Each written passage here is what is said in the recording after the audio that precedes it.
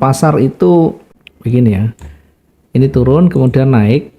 Nah, setelah naik dia break level. Ini hati-hati jangan langsung disimpulkan ambil posisi. Kan biasanya kalau break gini, oh ini mau turun.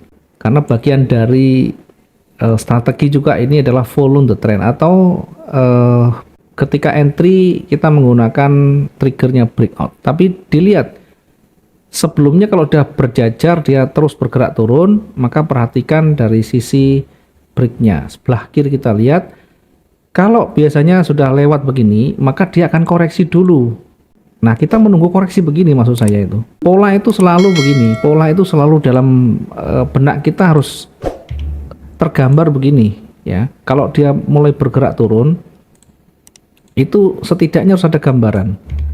2, kemudian 3, kemudian 4 koreksi. Yang keempat itu koreksi, fase di mana dia akan kembali menguat tetapi dia koreksi. 1 dia mulai bergerak turun, kemudian dia koreksi naik. Nah, perhatikan sisi swing high-nya. Kalau dia tidak bisa lebih tinggi dari swing high di sebelah sini, maka ada kecenderungan turun. Itu baru dari satu sisi di atas, yang bawah belum. Yang bawah itu ya harus tunggu. Ini di sini ada swing, maka dia harus lebih rendah dari swingnya. Nah, itu baru polanya baru 3. Ya, baru 3. Ini ya 3. Kemudian masih ada koreksi. Hati-hati setelah break biasanya koreksi dulu. Nah, disinilah entry yang terbaik itu sebenarnya setelah dia mulai mantul di sini. 1, tidak melawan arah tren. Oke. Yang kedua, dia mencoba untuk membentuk swing high yang lebih tinggi tapi gagal. Nyatanya dia semakin ke bawah. Jadi swing high-nya menuju ke bawah, swing low-nya juga menuju ke bawah. Ini valid yang begini. Entry kita di sini, harusnya kita menunggu di sini. Ya, memang menunggu saat-saat seperti inilah tidak semua orang itu juga mampu untuk bertahan di sana. Karena yang ada terkadang sudah bergerak kuat break begini, oh ini mau turun, mau turun, mau turun. Sebenarnya juga mau turun, cuma karena ada koreksi kan kita deg-degan dulu. Ya kalau cuma 100-200, kalau sampai 700 kan sudah masuk dalam resiko kita sudah. Karena SL misalkan. Nah, saya berharap ketika kita mau entry, tunggu dia biarkan naik dulu. Kita uji dulu di sini. Bagaimana ketika di sini dia menembus? Nah, kita kan belum entry. Kalau dia naik lagi sampai di mana dia nanti endingnya, kemudian apakah sampai di situ ada penolakan, apakah sampai di situ ada loss momentum dan sebagainya. Kita lihat terus, kalau tidak ada petunjuk lagi tunggu berikutnya, candle baru yang terbentuk. Nanti bisa jadi begini. Kalau sudah seperti ini, jangan lupa di sini membentuk swing high yang baru. Bisa menjadi petunjuk awal dia mulai akan bergerak naik lagi. Nah, begini.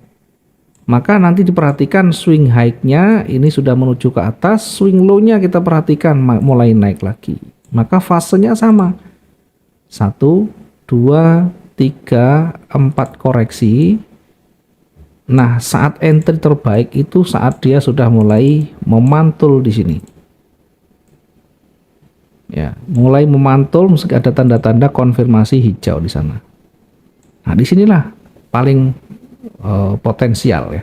Kalau kita mau targetkan, kita bisa targetkan di sini atau di atasnya, resikonya taruh di bawahnya. Itu bagian dari plan ya. Jadi kalau yang kemarin coba saya gariskan ya. Ini di M15 deh Pak. M15. Mungkin lebih jelas.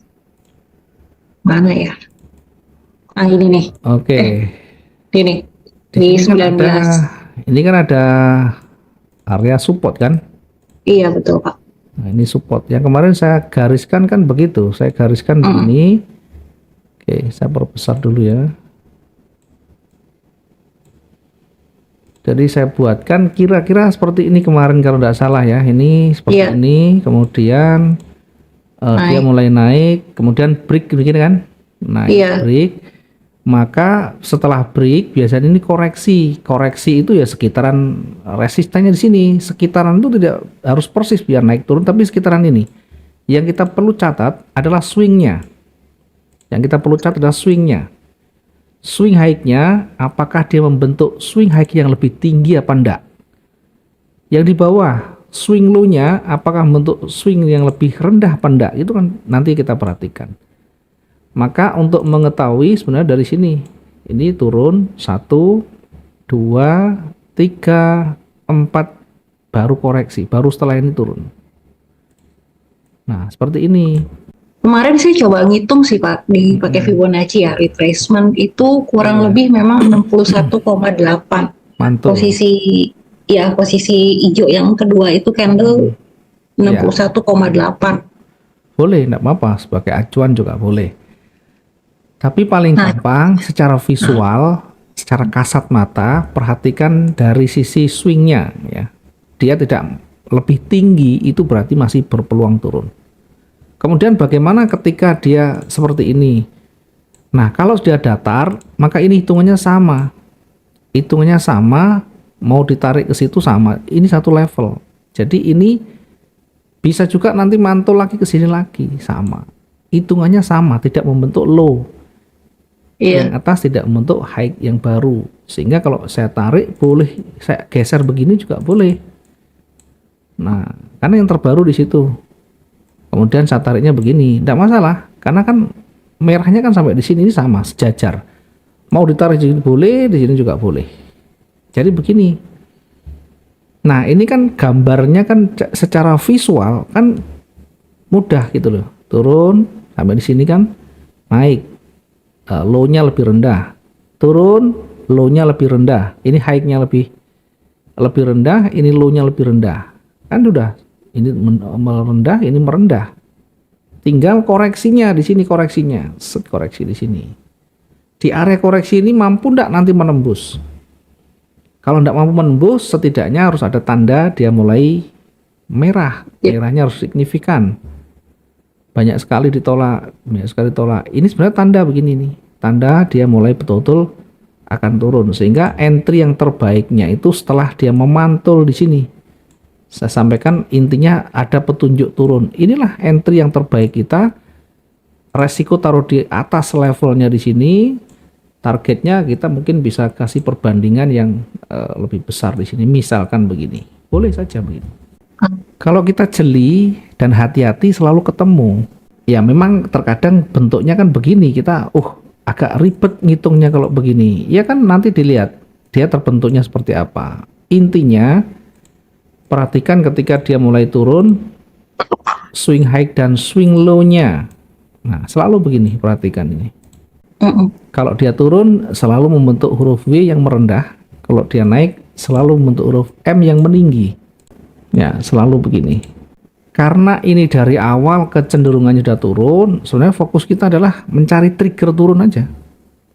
Lebih aman. Satu, tidak melawan arah. Yang kedua, mencari harga yang lebih tinggi kalau dia turun. Kalau dia naik, mencari harga yang lebih rendah. Jadi misalkan ini sudah sampai bawah, ngitungnya bagaimana, nariknya bagaimana. Ini sampai di bawah, ini boleh taruh begini. Kemudian sampai di sini, akhirnya dia turun. Nah,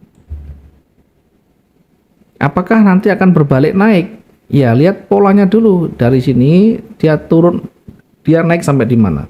Kita bisa mengukur setengahnya, kita bisa mengukur dengan Fibonacci-nya di sini. Maka yang terdekat tidak usah jauh-jauh. Misalkan begini ya. Selama dia tidak lebih tinggi, apa dia tidak melebihi dari Fibonacci-nya, maka juga masih berpeluang koreksi ya. Dia bisa koreksi kembali. Kemudian turun lagi. Bahkan di sini ada levelnya. Jadi untuk bergerak naik masih cukup berat. Ada banyak area yang harus dilewati. Memang cenderung turun, tapi tidak selalu turun. Nanti kita lihat swingnya. Ini kan sudah mulai di atas. Swing low-nya sudah mulai naik. Tinggal swing high-nya yang belum. Itu aja sudah. Nah kan sampai di sini mantul sampai situ. Artinya kalau kita tarik garis seperti ini, nah nanti bisa berpeluang mantul kembali. Tapi low-nya dilihat, low-nya kalau tidak sampai lebih rendah, bisa menjadi petunjuk awal akan membentuk struktur yang baru. Oke, jadi ini kan belum terbentuk, sehingga tidak bisa. Ini baru simulasinya begini, naik, turun, baru begini. Belum ketemu swing high dan swing low-nya yang berikutnya. Sehingga simulasinya dia kalau naik harus lewat, harus melebihi dari swing di sini. Setelah itu dia mencoba turun, retest di area supportnya di sini. Kalau dia tidak mampu menembus, maka akan kembali naik. Bisa jadi nanti membentuk struktur baru ya, tidak harus dia turun terus, enggak. Nah, jadi bisa begini. Nah, mendekati levelnya di sini. Nanti diuji di situ, mampu tidak lewat, dia bisa kembali koreksi. Jadi kalau dia break di sini tidak menjamin langsung bergerak naik.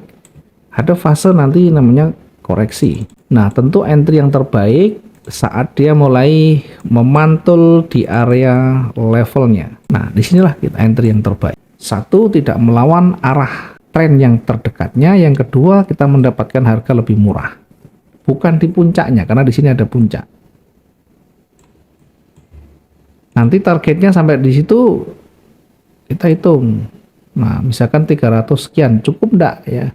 Karena ini time frame kecil, saya kira sudah cukup ya sampai di situ. Itu kira-kira ya. Selalu perhatikan strukturnya, swing high-nya dan swing low-nya. Yang kedua, perhatikan sisi sebelah kiri. Yang ketiga, untuk entry pastikan sudah ada konfirmasinya ya. Jadi kalau misalkan dia mau bergerak turun, setidaknya harus ada merah yang punya pengaruh signifikan. Kalau merah tebel, sebelumnya juga tebel, berarti minimal setengah dari bodinya sudah terpenuhi. Kalau ada rejeksi, ya kita tunggu konfirmasi perubahan warnanya. Akan lebih punya potensi yang lebih besar. Tetapi tetap kita perhatikan dari resikonya, meskipun kita sudah analisa ibaratnya 99% akurat, tidak boleh mengabaikan resiko. Ya, tidak boleh tetap mengabaikan resikonya. Kita tetap taruh di sana resikonya. Di atas itu misalkan kita 400 ya, kemudian targetnya 600 misalkan, boleh. Nah, seperti itu. Nah, ternyata misalkan sudah kita tercapai, ternyata turun lagi, ya biar aja sudah. Kita lihat lagi apakah ada petunjuk lagi. Oh, di sini ada rejeksi, ada loss momentum. Tapi tidak ada konfirmasi naiknya. Berarti jangan entry juga di sana. Perubahan warna yang kita tunggu tidak ada. Di sini hanya rejeksi, ada loss momentum memang, tapi tidak ada konfirmasi. Maka bisa kembali turun lagi. Oh, itu ada hijau misalnya.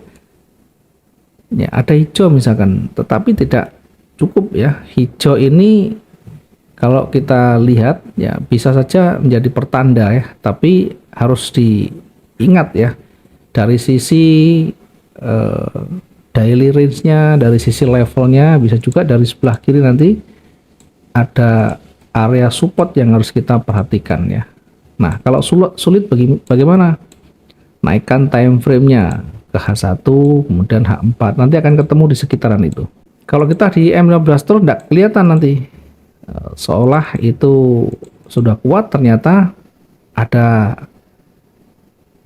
area yang masih sangat berpeluang dia memantul. Demikian juga misalkan dia sudah kuat, ternyata sebelah kiri sudah melewati banyak levelnya. Jadi semakin banyak area support yang dilewati, semakin besar peluang dia akan bergerak sangat kuat. Contoh misalkan di atas begini. Ini ada area yang tidak banyak dilewati. Seandainya dia break di sana, maka hampir dipastikan dia akan kuat naik. Ya, tetapi juga biasanya begini. Koreksi dulu, baru setelah itu kuat naik ya.